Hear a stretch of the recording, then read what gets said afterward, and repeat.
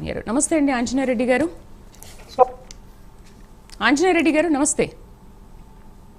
నమస్తే అమ్మా. నమస్తే ఆంజనేయరెడ్డి గారు, క్యాబినెట్ వరకు ఈ చర్చకు వచ్చింది ఈ విషయం అంటే ఇది చిన్న తప్పిదమా లేక పాలన వైఫల్యం అనుకోవచ్చా? మేడం, హలో చెప్పండి చెప్పండి, వింటున్నాం. వినిపిస్తుందా?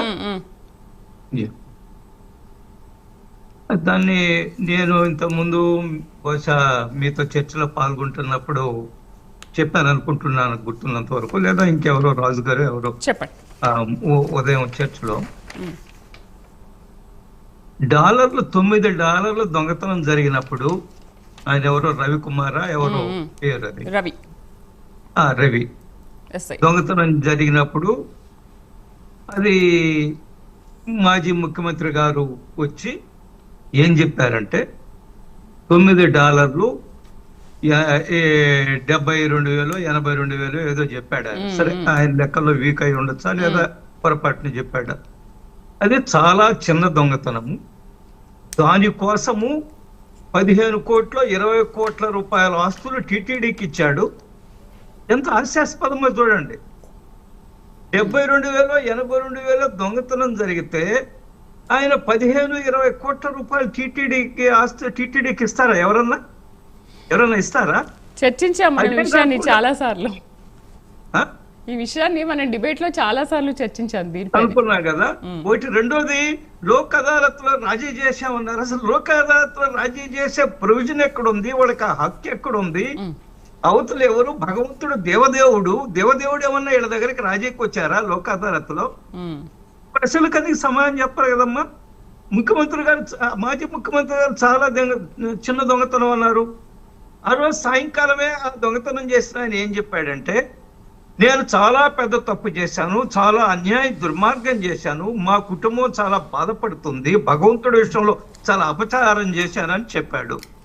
కాబట్టి ఇది చిన్న దొంగతనమా లేదా పెద్ద దొంగతనమా మనం తెలుసుకోవాల్సి ఉంది.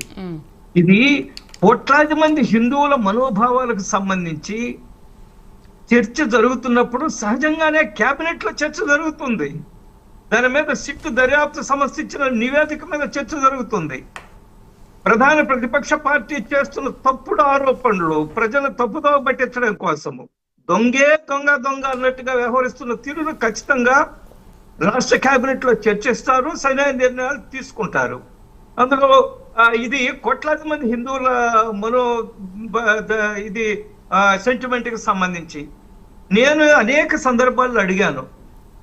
ఆ చిన్నప్పన్న పెద్దప్పన్న ఆయన అప్పళంగా కోట్ల రూపాయలు ఆయన అకౌంట్లోకి వచ్చాయి. ఆ చిన్నప్పన్న ఎట్లా వచ్చాయి, అవి ఎందుకు వచ్చాయి, ఆయన స్థాయి ఏమిటి? చాలా చిన్న ఉద్యోగి. ఆయన్ని తీసపోయి మళ్ళా ఆంధ్ర భవన్ లో లైజన్ ఆఫీసర్ గా వేశారు. ఆ లైజన్ ఆఫీసర్ ఆయన యొక్క అర్హత ఏమిటో, ఆయన ఏం చదువుకున్నాడు, స్వయంగా ఆనాటి ముఖ్యమంత్రి జగన్మోహన్ రెడ్డి గారు జీవో విడుదల చేశారు ఆయన లైజన్ ఆఫీసర్ వేయడం కోసం. ఈ ప్రశ్నలకు ఇప్పటికీ సమాధానం చెప్పరా? వీటన్నిటికంటే మించి అసలు టెండర్ ప్రక్రియలో ఉండే నిబంధనలు ఎందుకు మార్చారు? టెండర్ ప్రక్రియ యొక్క కండిషన్స్ ఎందుకు మార్చారు? గతంలో అనేక సంవత్సరాలుగా ఉండే టెండర్ ప్రక్రియ నిబంధనలు ఏవైతే ఉన్నాయో, అది 250 కోట్ల రూపాయల టర్న్ ఓవర్ ఉండాలని, లేదా ఇన్ని పాలు సేకరించి ఉండాలని, లేదా ఇంత సప్లై చేసి ఉండాలని, నెయ్యని, వీటన్నిటిని ఎందుకు మార్చారో ఇప్పటికి సమాధానం చెప్పడం లేదు. వచ్చి ఇవన్నీ అబద్ధాలు, ఈ తప్పుడు, ఇది రాజకీయ కక్ష అంటారే తప్ప టెండర్ నిబంధనలు ఎందుకు మార్చారంటే చెప్పరు. ఆయన చిన్నప్పని అకౌంట్ లో కోట్ల రూపాయలు ఎట్లొచ్చాయంటే చెప్పరు. దానికి సమాధానం ఏమిటో చెప్పరు. సరే, అందుకని ఇప్పుడు మీ కూటమి ప్రభుత్వం కూడా ఛార్జీ షీట్ లో లేకున్నా కూడా నేరస్తుల్ని ఎవరిని వదిలిపెట్టమని పయ్యావుల కేశవ్ కూడా మాట్లాడారు కదా. అయితే ఏంటి ఇతర వైఫల్యాలను కూడా వెలుగులోకి తీసుకొస్తామని అంటున్నారు. ఏ విధంగా వెలుగులోకి తీసుకొస్తారు? మంత్రివర్గంలో దీనికి ఒక కమిటీ వేశారు. నేను ఏం చెప్తున్నానంటే, ఎవ్వరు కూడా తప్పించుకోలేరు.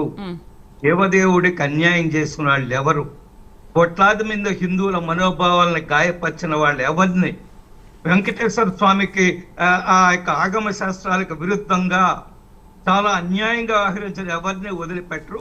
దీనికి ఒక లాజికల్ కన్క్లూజన్, అర్థవంతమైన ముగింపు వస్తుంది. భవిష్యత్తులో ఎవ్వరూ కూడా టీటీడీలో ఇటువంటి పనులు చేయకూడదు అనే విధంగా శిక్షలు ఉంటాయి. వాళ్ళకి సరైన శిక్ష ఖచ్చితంగా జరుగుతుంది. ఈ కూటమి ప్రభుత్వం చిత్తశుద్ధితో పనిచేస్తుంది. ఈ కూటమి ప్రభుత్వం ఎవరిని తప్పు చేయని వాళ్ళని ఎవరిని ఇరికించడం కోసం ప్రయత్నం చేయడం లేదు. దర్యాప్తులో అనేక విషయాలు బయటకు వస్తున్నాయి, కొత్త కొత్త విషయాలు బయటకు వస్తున్నాయి దర్యాప్తులు. So who are responsible to all this nonsense? ఇదంతా కూడా చర్చ జరుగుతుంది. చర్చ జరిగితే అందరినీ కూడా నేను అందుకని ఇంగ్లీష్ లో చెప్తారు, ఈ బక్ స్టాప్స్ వేర్, ఎక్కడ ఆగుతుంది ఇది, ఈ దర్యాప్తు ఎక్కడికి పోయి ఆగుతుంది? ఈరోజు చైర్మన్ గారి దగ్గర పోతుందా చూడాల్సి ఉంది. ఆనాటి ఈవో ధర్మారెడ్డి, ఇంకా ఒక ఆశ్చర్యకరమైన విషయం చెప్తానమ్మా, ధర్మారెడ్డి గారు ఐఏఎస్ ఆఫీసర్ కాదు. ఆయన నాకు తెలిసి టీటీడీ ఎగ్జిక్యూటివ్ ఆఫీసర్స్ ఎవరూ కూడా ఐఏఎస్ ఆఫీసర్లు కాని వాళ్ళు ఎవరూ లేరు. మీకేమైనా తెలుస్తున్నా చెప్పండి. పెద్ద రామ్మోహన్ రావు గారు ఉన్నారు, very senior analyst and journalist. Is అనేక విషయాలు చాలా కూలంకషంగా విశ్లేషిస్తుంటారు. మరి రామ్మోహన్ గారికి ఏమన్నా తెలుసో తెలియదో నాకు తెలియదు. టీటీడీ చరిత్రలో ఒక నాన్ ఐఏఎస్ కాని వాళ్ళని ఈవోగా చేసిన సందర్భం ఎందుకు చేశారు? ఎందుకంటే ఇదంతా కుట్ర. వాళ్ళ సొంత మనుషులను అక్కడ పెట్టుకుంటే they can do all sorts of nonsense things. Nandini చేయొచ్చు, నందిని పదిని చేయొచ్చు. ఈ రకరకాలు చేయడం కోసం వాళ్ళందరూ కూడా ప్లాన్ చేశారు. అక్కడ planted who is not qualified. IAS కాని వాళ్ళు ఎందుకు పెడతారమ్మా? వాళ్ళ సొంత మనుషులు, జేబులో ఉండే మనుషులు కాబట్టి ఏమైనా చేయొచ్చు అని పెట్టారు. కాబట్టి ఎవ్వరు తప్పించుకోలేరు. ఎవ్వరు ఖచ్చితంగా ఆ జైలుకి వెళ్ళాలా, కటకటాలు ఊచలు లెక్క పెట్టాల్సిందే, ఇన్క్లూడింగ్ ఆనాటి చైర్మన్ అందరూ కూడా బాధ్యత వహించాల్సింది. రైట్. రామారావు గారు నమస్తే అండి. నమస్కారం మేడం.